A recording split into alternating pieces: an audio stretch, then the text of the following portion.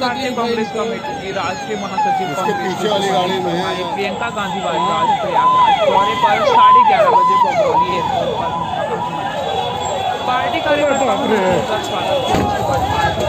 से मुलाकात करने के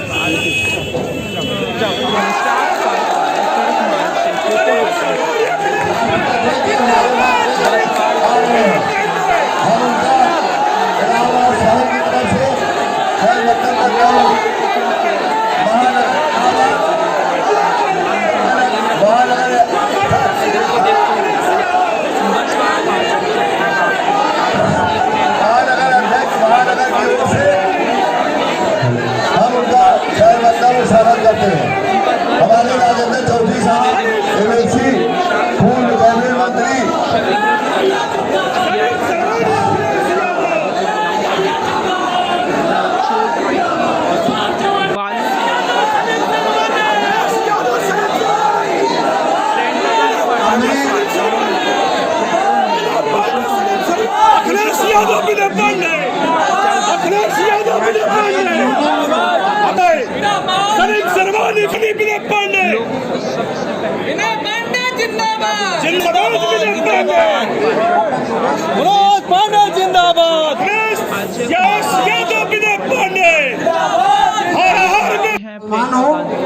चाहे कोई ब्राह्मण हो, ठाकुर हो, बैकवर्ड हो, शेड्यूल कास्ट हो, सबको कंधे से कंधा लगा के इस माहौल को बदलना है।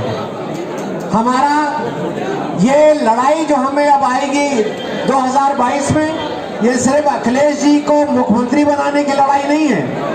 ये लड़ाई है, बेरोजगारी बढ़ी है, पेट्रोल की कीमतें बढ़ी है, किसानों के साथ जो अत्याचार हो रहा है उन सब से छूट पाने की लड़ाई है।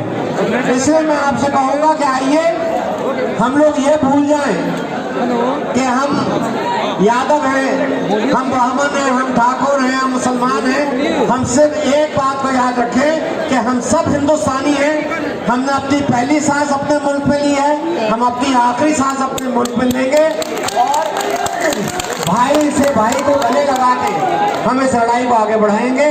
अब मैं अध्यक्ष जी इसको दावत दूंगा कि वो आए और हमारे बीच में हम सबको आशीर्वाद दें। सबसे पहले जितने भी हमारे समाजवादी साथी उपस्थित हैं, जितने भी आज के इस कार्यक्रम के हमारे मेहमान और हमारे सभी पत्रकार साथी, मैं सबका धन्यवाद और आभार प्रकट करना चाहता हूं। और साथ ही साथ मैं आप सबसे ये भी निवेदन करना चाहता हूं कि अगर आप हमारा और प्रेस के साथियों को सुनना चाहते हैं तो आपको थोड़ा सा हम सबका सहयोग करना पड़ेगा। मैं सबसे पहले आदरणीय सलीम शेरवानी साहब का बहुत बहुत धन्यवाद और आभार प्रकट करना चाहता हूं, जो उन्होंने यहां बुला करके बहुत महत्वपूर्ण लोगों से मुलाकात कराई। साथ ही साथ लगातार समाज में या जो देश में हालात हैं, उन हालातों को कैसे सुधारा जाए, उसके लिए बहुत सारे प्रतिष्ठित लोगों से भी मुझे घर में मिलने का मौका मिला है। वहीं वो जो राजनीति का रास्ता है, जो आज के समय पर भारतीय जनता पार्टी ने राजनीति का रास्ता बनाया है, उस रास्ते से न देश का भला है, न प्रदेश का भला है, न समाज का भला है।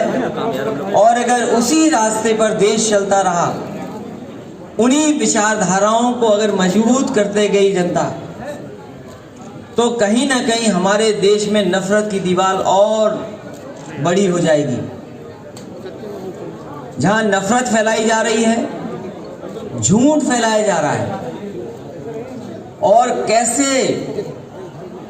हर दिन नया मुद्दा बना दें अपने प्रोपेगेंडा के माध्यम से, उन तमाम चीज़ों से मुकाबला करना। इसलिए जो बहुत सारे बड़ी संख्या में अतिथि आए हैं, क्योंकि मैं कुछ ही लोगों के नाम पढ़ सकता हूं, मनोज पांडे जी, विनय पांडे जी, बब्बन दुबे जी, प्रभाकर शर्मा जी, रुद्र ओझा जी, साथ ही साथ समाजवादी पार्टी के जिलाध्यक्ष और महानगर अध्यक्ष, संगठन के सभी पदाधिकारी, यहाँ पर उपस्थित बहुत सारे जिम्मेदार, पुराने हमारे महानगर के अध्यक्ष भी बैठे हैं, दो तमाम पदाधिकारी हैं। बड़ी संख्या में समाजवादी नेता कार्यकर्ता हैं। मैं सबका आभार प्रकट करता हूं और बड़ी संख्या में जो ब्राह्मण समाज से बुद्धिजीवी लोग जुड़े हैं, मैं उन सबका बहुत बहुत स्वागत करता हूं। बहुत और मुझे भरोसा है कि जहां समाजवादी पार्टी ने प्रयास किया है कि हर वर्ग के लोगों को जोड़ें, हर समाज के लोग समाजवादी पार्टी के साथ जुटे, और मुझे खुशी है कि इसमें लगातार समाजवादी पार्टी का प्रयास हो रहा है और बड़ी संख्या में लोग जुड़ रहे हैं। लखनऊ में जहां लगातार कई बार प्रेस कॉन्फ्रेंस कर करके हम लोगों ने लोगों को जोड़ा है, दूसरी पार्टी के लोग आज समाजवादी पार्टी में आ रहे हैं। कोई पार्टी नहीं बची जिसको छोड़ करके ना आ रहे हों। और जैसे जैसे चुनाव करीब आएगा तो आप देखेंगे जो सत्ता में आज बैठे हैं, जिनके पास 324 सीटें हैं, उनके लोग भी बड़ी संख्या में समाजवादी पार्टी में शामिल होंगे।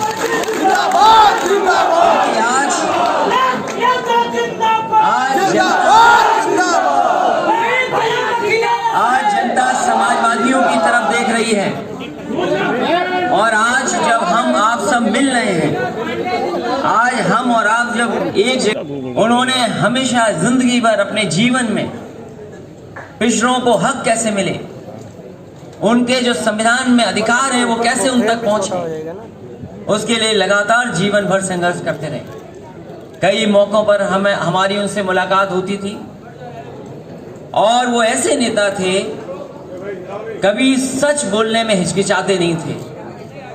जब सरकार हमारी चली गई, उन्होंने कहा, और मैंने पूछा उनसे कि आखिरकार हम लोग क्यों ऐसा हो गया हमारे साथ। मुझे याद है रामपूजन पटेल जी ने कहा कि आपकी सरकार का काम अच्छा था, सबके लिए काम था, लेकिन आप वो संदेश नहीं दे पाए कि हर वर्ग के साथ आपकी पार्टी खड़ी है।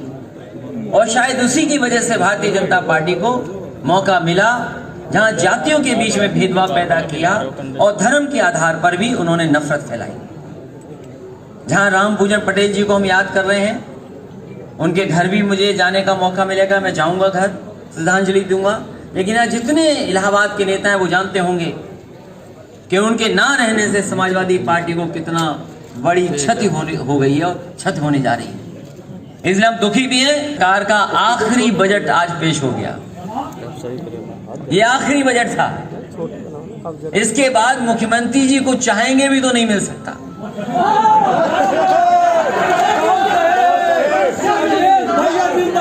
क्योंकि जो कुछ सोचा था, जो कुछ उन्होंने जनता में फैलाया था, बताया था, अब वो सब का समाप्त हो गया, कुछ बचा नहीं उनके पास। और हम और आप लोग यही तो कहते हैं, क्योंकि ये 5वां बजट था इनका, अब कोई बजट नहीं आएगा। और जिस सरकार का 5वां बजट आ गया हो, तो हमें तो वही कहावत याद आ रही है पुरानी, जो आप सब जानते हो, खेल खत्म और पैसा हजम। ये बहुत पुरानी कहावत है कि खेल खत्म और पैसा हजम। और कैसे हजम किया है भारतीय जनता पार्टी ने पैसा, वो हम और आप लोग समझ नहीं पा रहे, हम और आप नहीं समझ पा रहे।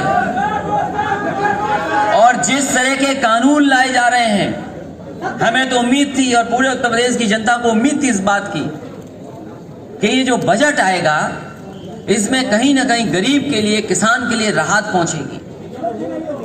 लेकिन गरीब को वही मिला धोखा जो भारतीय जनता पार्टी पहले दिन से धोखा देती आई है।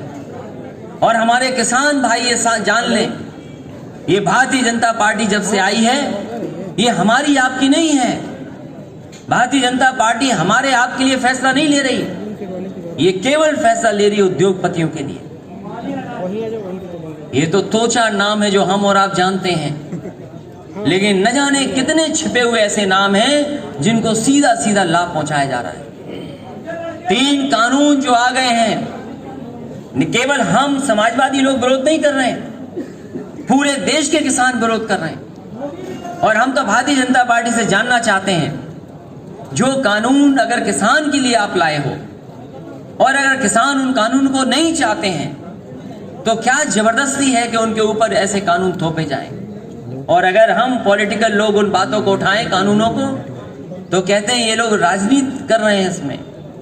मैं उन भारतीय जनता पार्टी के लोगों से कहना चाहता हूं, ये जितने समाजवादी हैं यहां पर, ये सब किसान हैं, सब पे खेती है। कोई ऐसा हो जो बता दे जिसके पास खेत ना हो, कोई बता दे हमें। यहाँ समाजवादी जो लाल टोपी लगा के खड़े, हमारे पाल साहब बताओ आप पे खेत है कि नहीं है? कितने बीघा है आपके पास खेत? हमने पूछ लिया तो भूल गए बेचारे। लेकिन ये जितने समाजवादी हैं, अब मुझे नहीं पता कि तुम पे खेती है कि नहीं है, लेकिन जितने खड़े सब पर खेती है। ये सब किसान हैं, समाजवादी तो है ही हैं, लेकिन ये सब किसान हैं। ये जानते हैं कि इनकी फसल का किसी को एमएसपी नहीं मिला है। ये धान अगर इन्होंने बेचा होगा, बताओ धान कितने रुपए में खरीद के आपका? 900 रुपए, 1100 रुपए, 1200 तो बहुत मुश्किल से मिला लोगों को। मुझे नहीं पता कि यहाँ पर मक्का होती है कि नहीं होती है। बताओ मक्के की एमएसपी क्या थी और कितना मिल गया किसान को? नेटवर्क नहीं है। सोचो, धान की कीमत नहीं दे पाए। अभी सरसों खड़ी है खेतों में लोगों की, बताओ सरसों पे एमएसपी है, कितने किसानों को मिल गई? नेटवर्क नहीं है। और याद रखना साथियों, हम और आप नहीं जानेंगे, धान की फसल आके चली गई, हमें आपको एमएसपी नहीं मिली, लेकिन अखबारों में उद्योगपति का बासमती राइस अपने आप विज्ञापन के रूप में आ गया, विज्ञापन के रूप में आ गया। एक बहुत बड़े उद्योगपति, क्योंकि जो नाम लेते हैं हमारे साथी, क्या जरूरत है, वो बहुत काम कर सकते हैं, लेकिन क्या जरूरत है कि खाने का तेल बेचें? क्या जरूरत है उन्हें कि बासमती चावल बेचें? क्या जरूरत है उन्हें आटा बेचें? और मैं कहना चाहता हूं पत्रकार साथियों, आज किसान परेशान है, आज किसान के सामने संकट है। यही किसान जब जमीन पर पैदा करेगा, गेहूं, सरसों और चीजें पैदा करेगा, जब आप बाजार में खरीदोगे तो न जाने कितनी कीमत में आपको खरीदना पड़ जाएगा। वही आटा जो आप पैक्ड खरीदोगे, वही चीजें जो बाजार से खरीदोगे, उसकी कीमत कौन तय करेगा? क्या आप और हम लोग नहीं देख रहे बाजार में डीजल और पेट्रोल की कीमत क्या हो गई है? बीजेपी कहती है कि तर्क ये है कि सरकार के अंदर नहीं आती ये चीज, ये सरकार नहीं कंट्रोल कर सकती है।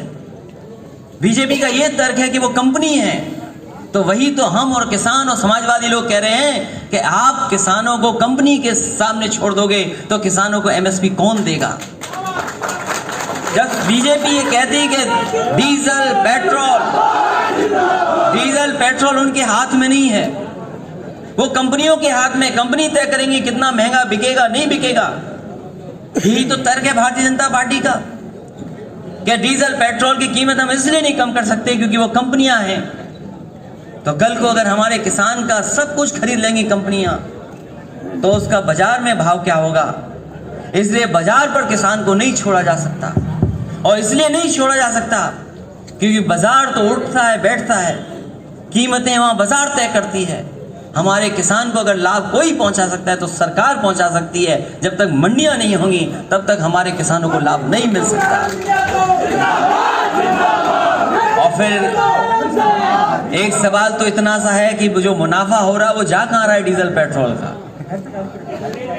डीजल पेट्रोल का मुनाफा किसके लिए है? मुनाफा किसान के लिए है कि उद्योगपति के लिए है? इसलिए ये सरकार हमारी आपकी नहीं है, ये जनप्रतिनिधि या हम लोगों जैसी नहीं है, वो धन प्रतिनिधि बन गई है सरकार।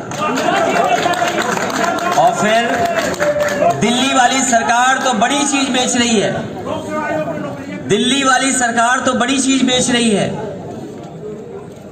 बेचने का भी नया शब्द निकाल लिया। लोग डिसइन्वेस्टमेंट कहते थे, अब उसी शब्द को कह रहे हैं मोनेटाइज करने जा रहे हैं। मैं ये जानना चाहता हूं बेचने में और मोनेटाइज करने में क्या फर्क है। और दिल्ली की सरकार तो बड़ी चीजें बेच रही है, लेकिन हमारे उत्तर प्रदेश के मुख्यमंत्री छोटी सी चीजें बेच दे रहे हैं। अगर बड़ी वहां बिक रही हैं तो छोटी उत्तर प्रदेश में बिक रही हैं। और तर्क ये है कि जब तक प्राइवेट लोग नहीं आएंगे, प्राइवेट कंपनियों का कारोबार नहीं बढ़ेगा, तब तक देश की अर्थव्यवस्था नहीं आगे बढ़ सकती। हम उनसे जानना चाहते हैं कि अगर प्राइवेट कंपनियां आ जाएंगी, सब डिसइन्वेस्ट हो जाएगा, सब मोनेटाइज हो जाएगा, तो संविधान में जो हमें अधिकार मिले हैं, संविधान ने जो हमारे लिए व्यवस्था की है, आखिरकार वो हमें कहां पर मिलेगी जाकर। इसलिए न नौकरी है इनके पास, न काम है, न रोजगार है। न इनके पास न काम है, न नौकरी है, न रोजगार है। और इसलिए नहीं है क्योंकि इन्होंने वो व्यवस्था नहीं बनाई है। और व्यवस्था बनाई होती तो शायद आज हमें नौकरी, रोजगार और काम मिल रहा होता। और याद रखिए जो भारतीय जनता पार्टी के लोग मां गंगा को धोखा दे सकते हैं, वो हमें और आपको कैसे छोड़ेंगे, ये बताओ आप। मां गंगा को धोखा देने वाले लोग हमें आपको नहीं छोड़ेंगे। यही तो दावा किया था कि मां गंगा साफ हो जाएंगी, गंगा साफ हो जाएगी। गंगा साफ नहीं हुई, लेकिन गंगा के लिए लाया हुआ बजट साफ हो गया, वो पता नहीं कहां चला गया। और फिर मैंने सुना है कि बहुत मकानों पे बुलडोजर चल रहे हैं। ये कौन सा कानून है? ये कहां का कानून है? ये कानून कहां का है?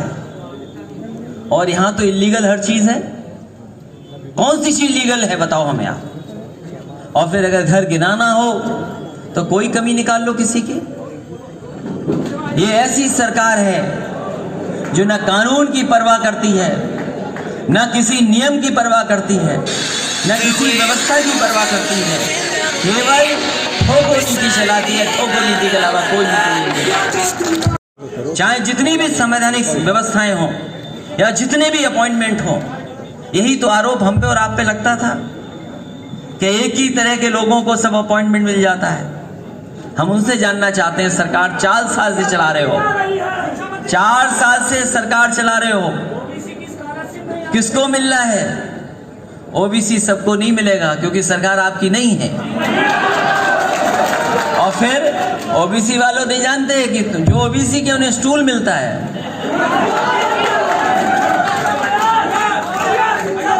इसलिए बहुत इधर उधर की बात नहीं, लेकिन आज मुझे खुशी है इस बात की कि बड़ी संख्या में जो आज समाजवादी पार्टी में शामिल हो रहे हैं, सहयोग करने आए।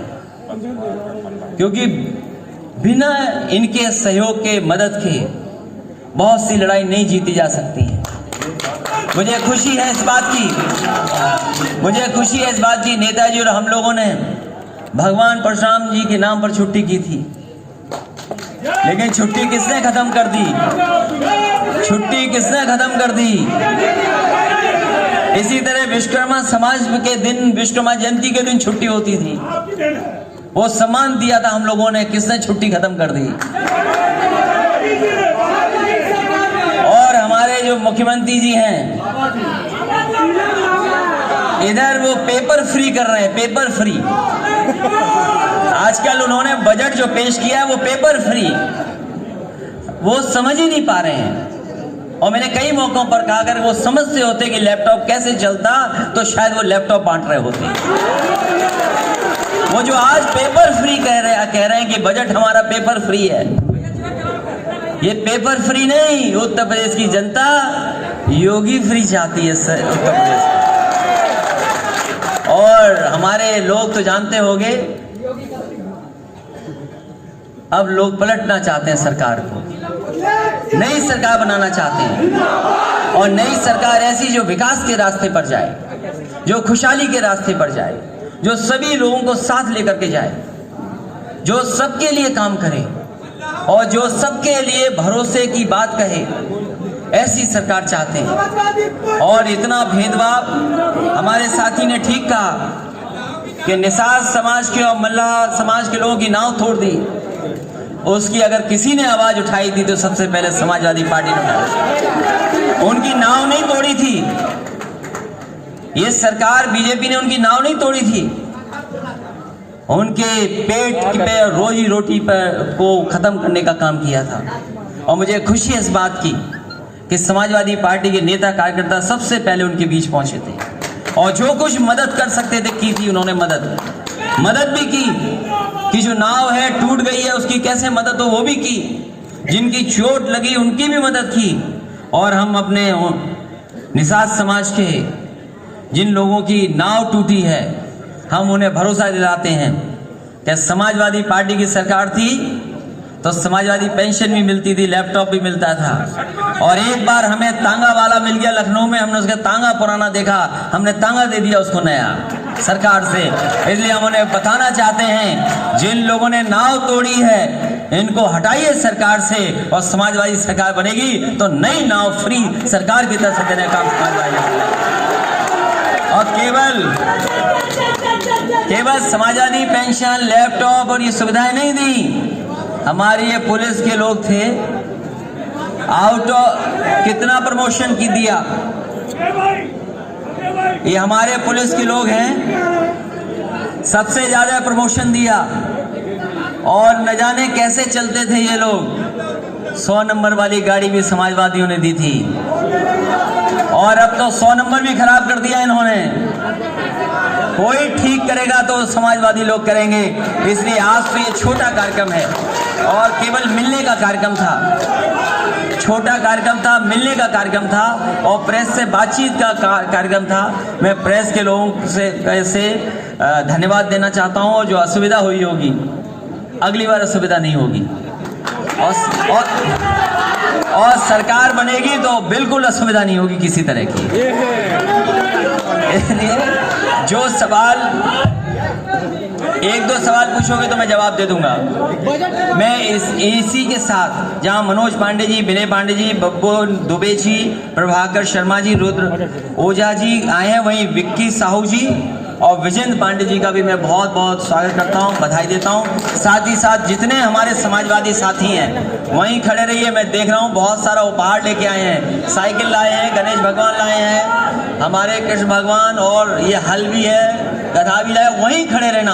हमारा कैमरा ऐसा है सब आ जाओगे फोटो में, कोई नहीं छूटेगा और धक्का धुक्की करोगे तो कोई नहीं आएगा। आप लोग चुप रहिए, सवाल लेने दो। मेरा आपसे यही है कि आप पत्रकार साथी सवाल पूछ रहे हैं तो आप 1 मिनट शांत हो जाओ जिससे उनकी बात भी मुझ तक आ जाए और वो क्या पूछ रहे हैं उसका जवाब भी मैं दे दूं। यूपी का बजट सबसे बड़ा बजट कह रहे हैं। नहीं ठीक है, सबसे बड़ा बजट कह रहे हैं। देखिए यूपी बजट वेतन देना पड़ता है। यूपी बजट और यूपी सरकार का ये 5वां बजट था। कम से कम भारतीय जनता पार्टी को अपने संकल्प पत्र पर देखना चाहिए था कि संकल्प पत्र में जो जो बातें कही गई थी वो कितनी पूरी हो रही हैं 5वें बजट में।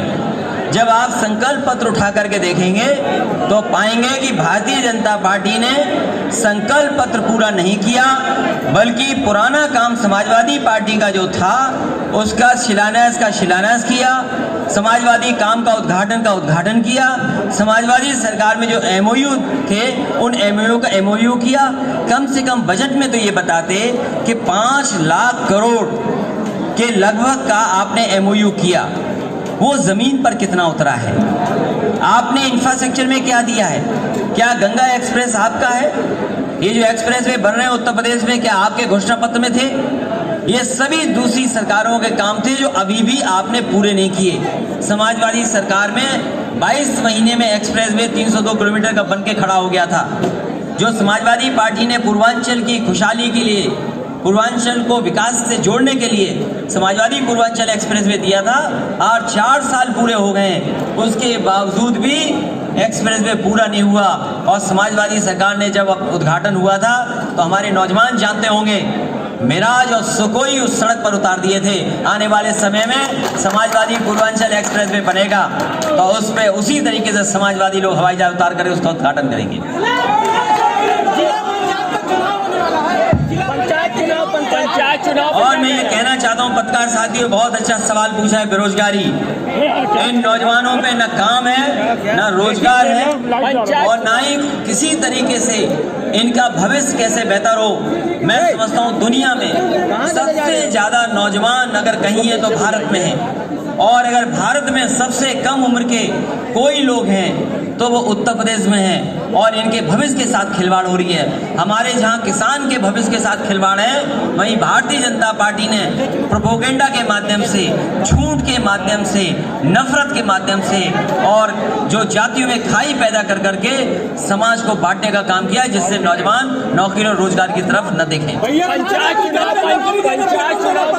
पंचायत का चुनाव होने जा रहा है और ये बहुत महत्वपूर्ण इकाई है। समाजवादी पार्टी अपने संगठन से बातचीत कर करके पंचायत चुनाव पे फैसला ले लेगी कि आने वाले वक्त में क्या करना है। लेकिन मुझे पता है जनता भारतीय जनता पार्टी का सफाया करने जा रही है। पार्टी के इस बार गठबंधन करेगी किसी से? आने वाले समय में 2022 में, क्योंकि डीजल पेट्रोल इतना महंगा हो गया है कि सब साइकिल पे चलने के लिए मजबूर हैं। डीजल पेट्रोल जब से महंगा हो गया है, सब साइकिल पर चल रहे हैं। और मैंने इधर देखा है, ये देश के जो बड़े बड़े शहर हैं, पहले नकल की उत्तर प्रदेश की दिल्ली ने कि वहाँ साइकिल हाईवे बना दिया। आज जब मैं आपके बीच आ रहा था, सुना है कि मुंबई में भी अब साइकिल हाईवे बनने जा रहा है। तो ये समाजवादियों की नकल हो रही है, क्योंकि वो जानते हैं कि डीजल पेट्रोल इतना महंगा हो जाएगा कि गाड़ी चला नहीं सकेंगे, तो साइकिल ही सहारा बनेगी। और उत्तर प्रदेश की जनता और खासकर हमारी नौजवान, हर वर्ग के लोग साइकिल की तरफ देख रहे हैं।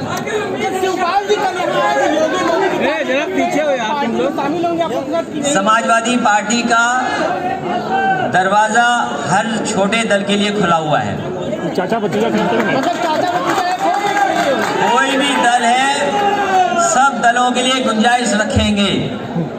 शिवपाल जी का कहना है कि नेताजी के कहने पे पार्टी बनाई है। लगता हो तुम्हारे लिए अलग से जो निधि अभी बनी है, इससे भी अच्छी सुविधा देने का काम अधिवक्ता हूँ देने का काम समाजवादी सरकार ने करेगी। अखिलेश जी, जो उपाध्याय अखिलेश जी,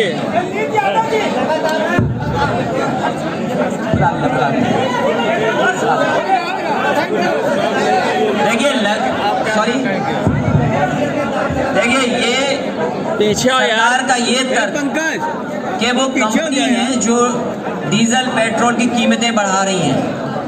तो अगर कंपनियां हैं तो वो सरकार के अंदर है।